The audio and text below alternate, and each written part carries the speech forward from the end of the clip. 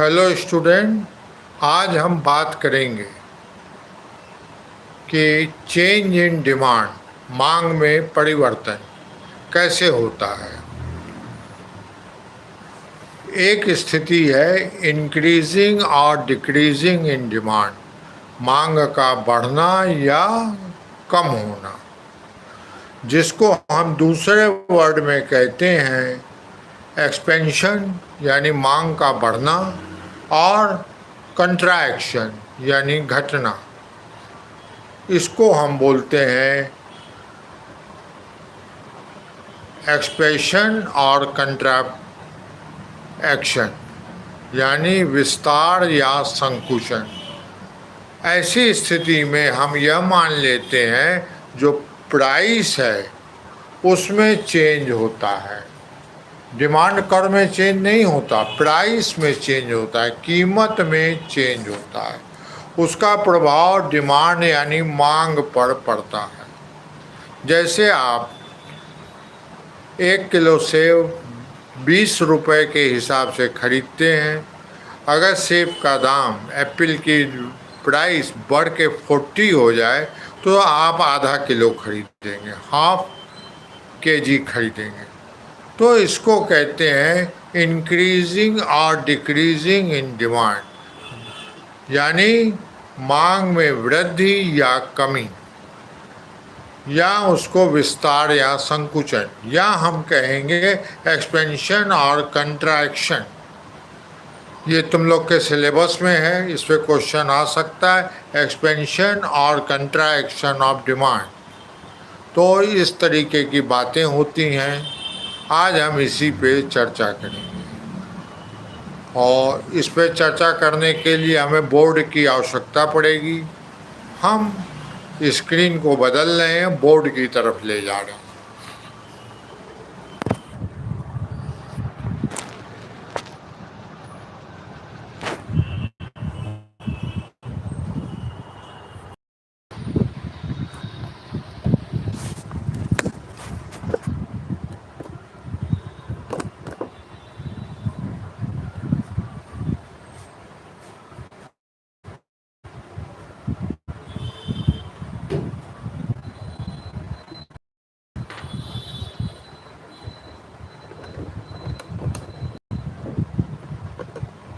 हाँ स्टूडेंट, मैं बोर्ड पे जा रहा हूँ। बोर्ड में है मांग में वृद्धि या कमी, इंक्रीजिंग और डिक्रीजिंग इन डिमांड, इंक्रीजिंग और डिक्रीजिंग इन डिमांड, मांग में बढ़ना और घटना। यानी डिमांड कर्व वही रहता है, डिमांड कर्व में चेंज नहीं होता, मांग वक्र में परिवर्तन नहीं होता, केवल प्राइस में चेंज होता है, कीमत में चेंज होता है। कीमत में चेंज होने से मांग में कितनी परिवर्तन हुआ इसको हम बताएंगे। देखो ये हमारा OY एक्सेस है, ये OX एक्सेस है। This is OY axis, it is OX axis. Here is our demand curve.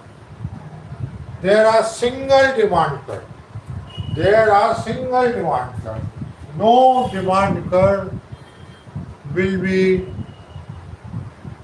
Change, demand curve not goes to upper और बिलो, ये अपना स्थिर रहता है। अब अगर हमारी प्राइस है, कीमत है, इसको हम प्राइस बोलते हैं 10 रुपीज, तो डिमांड है 50 एप्पल, 50 सेब।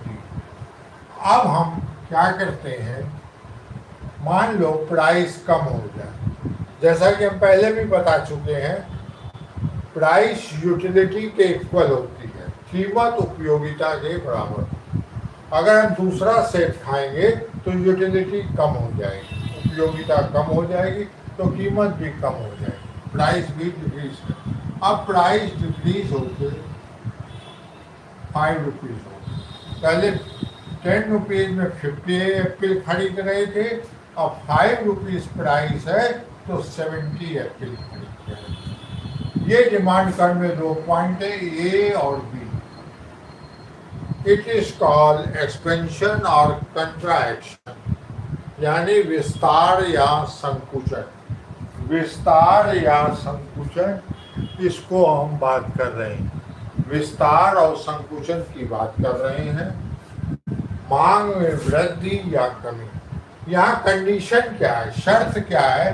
प्राइस स्टेबल है, कीमत स्थिर है। कीमत स्थिर है, उसमें कोई चेंज नहीं। कीमत चेंजेबल है, कीमत में परिवर्तन होता है। अन्य बातें, अदर एलिमेंट स्थिर है। अदर एलिमेंट, अन्य बातें स्थिर है। यानी जैसे कंज्यूमर की इनकम बढ़ जाए, आय बढ़ जाए, लेकिन यहाँ हम मानते हैं कि इनकम स्थिर है, स्टेबल है। जहाँ कंज्यूमर की टेस्ट बदल जाए, रुचियाँ आदतें बदल जाए, लेकिन ये मानेंगे ये कांस्टेंट स्थिर है, इनमें चेंज नहीं होता। न तो इनकम में, न तो टेस्ट में, न तो हैबिट आदत में भी चेंज नहीं होता। सिर्फ प्राइस में चेंज होता है। तो हमारा इक्विलिब्रियम पॉइंट चेंज हो जाता है एक ही डिमांड कर पे। यहाँ दूसरा डिमांड कर नहीं है, मांग वक्र दूसरा नहीं है। ए टू बी पे आ जाएंगे और कम हो गई प्राइस तो सी पे आ जाएंगे। 100 हो गई डिमांड, 2 रुपीज प्राइस पे। तो ये है मांग में वृद्धि या कमी, इंक्रीजिंग और decreasing in demand, otherwise in other meaning expansion और कंट्रैक्शन ऑफ डिमांड। मांग में संकुचन या विस्तार। संकुचन मतलब मांग बढ़ जाती, जैसे कि हमारी मांग 50 से बढ़ के 70 हो, ये मांग में विस्तार, एक्सपेंशन। और कमी क्या हुई? संकुचन, कंट्रैक्शन। यानी 70 से कम होके 50 हो गई जब प्राइस बढ़ गई। प्राइस 5 से बढ़ के 10 हो गई तो हमारा कंट्रैक्शन हो जाएगा, संकुचन। तो एक टॉपिक है संकुचन और विस्तार, यानी एक्सपेंशन और कंट्रैक्शन, या अदर वर्ड्स में इंक्रीजिंग और डिक्रीजिंग इन डिमांड। मांग में वृद्धि या कमी, ये बातें मांग का एक काइंड है, प्रकार है, जिसमें हमारी प्राइस चेंज होती है तो डिमांड भी चेंज होती है। Anybody question you can ask. अब दूसरी स्थिति क्या है, उसको हम बोलते हैं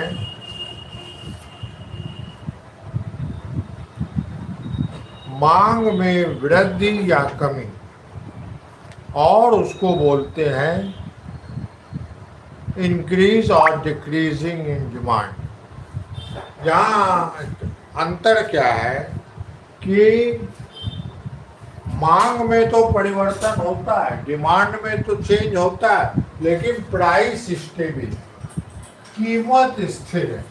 कीमत स्थिर है। सपोज करो ये हमारा डिमांड कर है,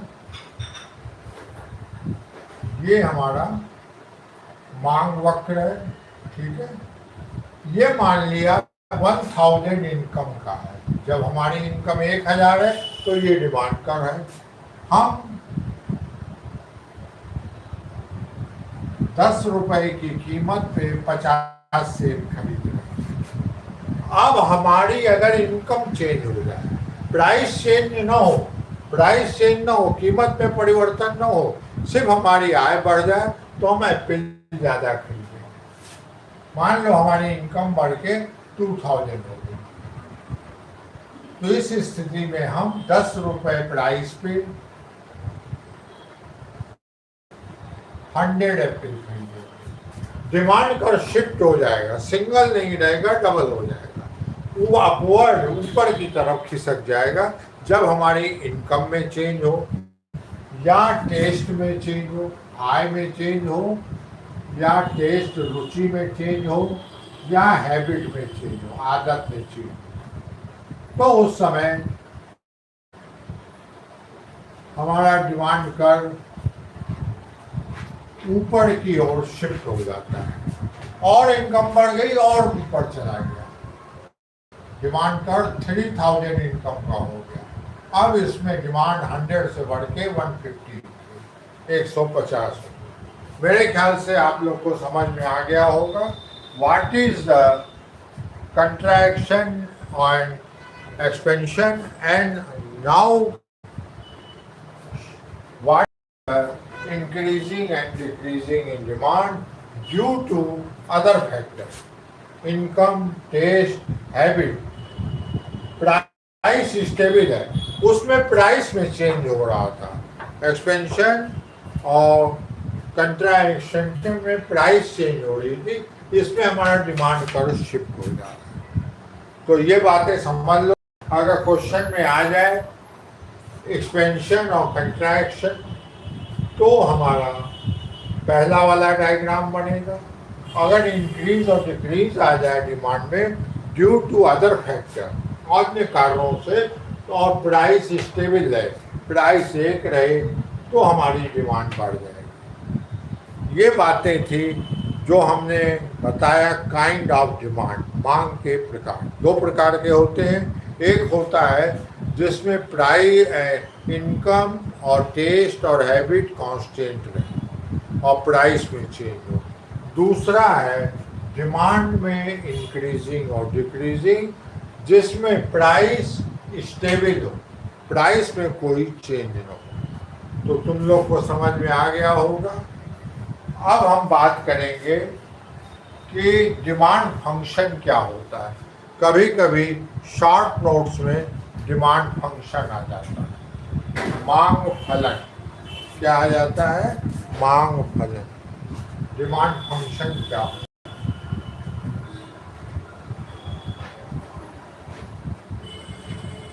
डिमांड फंक्शन यानी मांग फलन।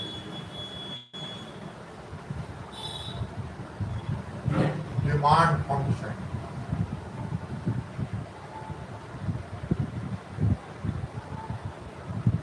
ये सेकंड सेमेस्टर में मैथमेटिक्स में भी आता है। डिमांड फंक्शन क्या होता है? D is equal to function of price, taste, income और हैबिट। ये हमारा अनडिपेंडेंट है, मतलब ये हमारा अनडिपेंडेंट है, यानी फ्री है, स्वतंत्र है। इसमें चेंज होगा तो डिमांड में चेंज होगा।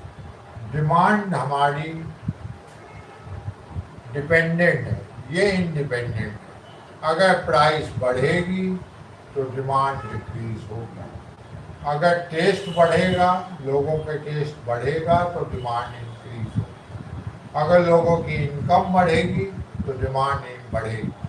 अगर लोगों की हैबिट बढ़ गई, ज़्यादा लोग एक ही चीज़ को खरीद रहे हैं, तो हमारी डिमांड बढ़ जाएगी। इस तरीके से मांग फलन यानी डिमांड फंक्शन जो है, डी हमारा डिपेंडेंट होता है, मतलब आश्रित होता है, और PTYH प्राइस, टेस्ट, इनकम और हैबिट इंडिपेंडेंट होती है, स्वतंत्र चर होते हैं।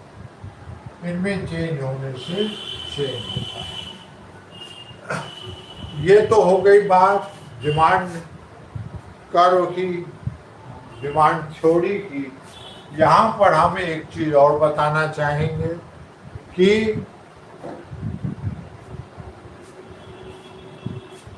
अगर हमारा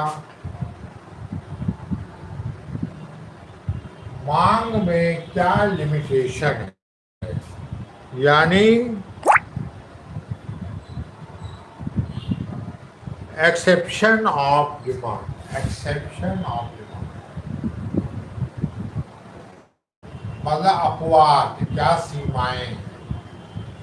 इस पे हम बात करेंगे गिफेन गुड्स की। गिफेन गुड्स, गिफेन गुड्स, इसको हिंदी में भी गिफेन वस्तु कहते हैं।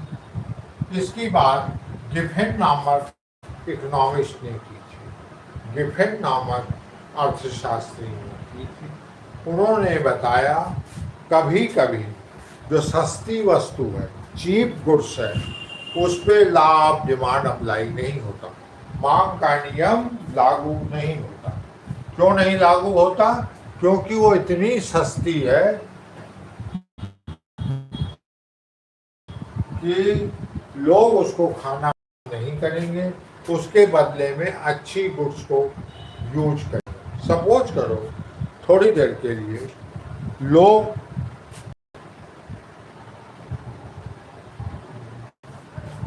माइज खा रहे हैं, मक्का, माइज, और माइज बहुत ज़्यादा खा रहे हैं, एक लार्ज पार्ट खा रहे हैं, बड़ा पार्ट खा रहे हैं। तो अगर माइज की प्राइस डाउन हो जाए, कीमत नीचे हो जाए, तो लोग क्या करेंगे? माइज को नहीं खाएंगे, क्योंकि वो उनकी रियल इनकम बढ़ गई। माइज पे कम पैसा खर्च करना पड़ रहा है, बाकी पैसा बच जा रहा है। जैसे 100 रुपए में मान लो माइज की प्राइस 5 रुपीज थी, तो एक कुंटल 100 केजी माइज खाते थे। अब अगर माइज की प्राइस डाउन हो जाए, 1 रुपीज हो जाए, तो ये लोग उसी 100 रुपए में 500 केजी खाएं, मिल जाएगा। लेकिन वो 500 केजी का यूज नहीं करेंगे, 500 किलो को नहीं खाएंगे मक्के को, बल्कि अच्छी चीज जैसे वीट है या पटाटो है, यानी हमारा पटाटो मतलब आलू है, उसमें ज़्यादा खर्च करेंगे। तो गिफेन ने बताया कि जो प्राइस है डिमांड की, वो अगर डाउन होती है तो लोग अच्छी वस्तु खाना शुरू कर देंगे, क्योंकि वो रियल रूप से इनकम उनकी बढ़ जाती है। वो उतना जो बचा हुआ पैसा है वो खरीद कर उसका उपभोग करेंगे, कंजम्पशन करेंगे। ये गिफेन गुड्स है। गिफेन गुड्स में हमारा इनकम इफेक्ट निगेटिव होता है, जबकि प्राइस इफेक्ट पॉजिटिव होता है। तो ये गिफेन गुड्स की बात थी, गिफेन नाम के इकोनॉमिस्ट ने, अर्थशास्त्री ने। अब हम बताएंगे मांग का नियम तो अप्लाई नहीं होता, कब लागू नहीं होता। पहले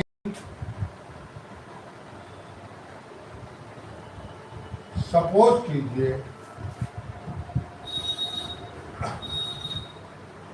लोगों को एक्सेप्शन हो जाए कि फ्यूचर में प्राइस बढ़ेगी, एप्पल की प्राइस फ्यूचर में बढ़ेगी, फ्यूचर मतलब भविष्य में बढ़ेगी। तो ऐसी स्थिति में क्या होगा? प्राइस बढ़ने पे भी डिमांड बढ़ जाएगी। प्राइस बढ़ेगी, ये उनके दिमाग में आ गया, तो ज़्यादा सामान करंट टाइम में खरीदेंगे, वर्तमान समय पैसा। इसी तरह दूसरी चीज, अगर मान लो फ्यूचर में ऐसा फ्यूचर आ जाए कि यह एहसास हो जाए कि फ्यूचर में प्राइस डाउन हो, कीमत कम हो जाएगी, तो लोग क्या करेंगे? वो नहीं खरीदेंगे इस समय। अगर 100 एप्पल खरीद रहे हैं, तो अब कम करके 30 एप्पल खाएंगे, क्योंकि उनको एक्सपेक्टेशन है, उनको अनुमान है और उनको ये धारणा बन चुकी है कि फ्यूचर में प्राइस डाउन होगी। तो ऐसी स्थिति में ये लोग अपना डिमांड को कम कर देंगे। तो ये एक फ्यूचर एक्सपेंशन है। दूसरा है हमारा जैसे गवर्नमेंट पॉलिसी, सरकारी नीति, गवर्नमेंट पॉलिसी।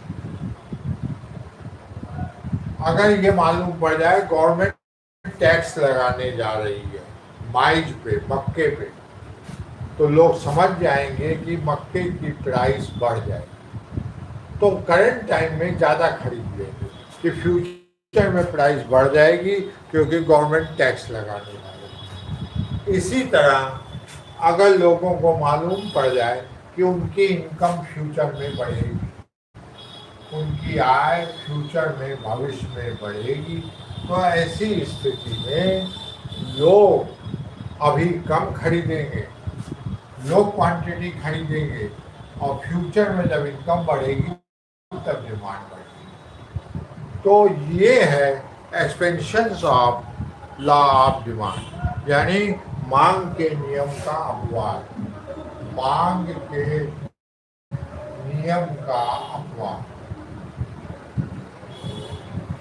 लिमिटेशन क्या है? कब मांग का नियम अप्लाई नहीं होता, कब मांग का नियम लागू नहीं होता। तो ये थ्योरी ऑफ डिमांड लगभग खत्म हो गई। इस पे हमने क्या क्या बताया था? पहले तो ये बताया था हमने कि what is law of demand, मांग का नियम क्या है। अगर प्राइस बढ़ेगी तो डिमांड कम हो जाएगी, प्राइस डिक्रीज करेगी, डिमांड बढ़ेगी। लेकिन उसका एक्सप्रेशन भी है। अगर हमारी गवर्नमेंट पॉलिसी ऐसी है कि टैक्स लगने जा रहा है तो लोग अभी से ही ज़्यादा परचेज करते हैं। इसी तरीके की बात करते हैं हम। दो टाइप के गुड्स और होते हैं। एक होता है सब्स्टिट्यूट गुड्स। सब्स्टिट्यूट गुड्स का मतलब प्रतिस्थापन वस्तु।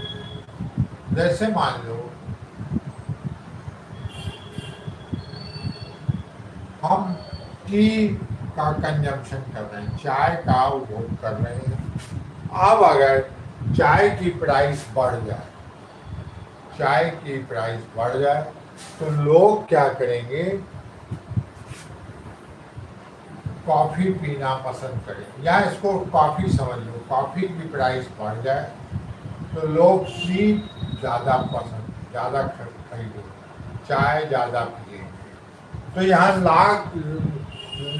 हमारा मांग का नियम अप्लाई नहीं हो रहा, प्राइस भी बढ़ रही है, डिमांड भी बढ़ रही है। Substitute goods. इसी तरह कम्प्लीमेंट्री गुड्स होता है, यानी पूरक वस्तु। जैसे कार और पेट्रोल। पेट्रोल की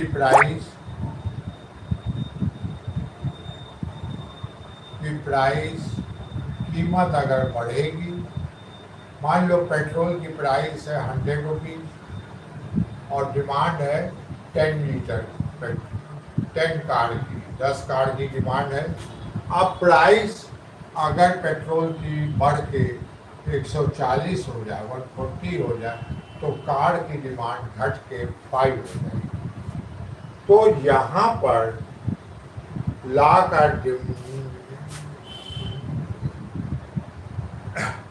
लॉ ऑफ डिमांड अप्लाई हो गया। प्राइस बढ़ी और डिमांड कम। ये किस में? Complementary goods. कम्प्लीमेंट्री को हिंदी में कहते हैं पूरक वस्तुएं। पूरक वस्तुएं जो एक की जगह दूसरी वस्तु काम कर रहे हैं। अगर कॉफी की कीमत बढ़ गई है तो हम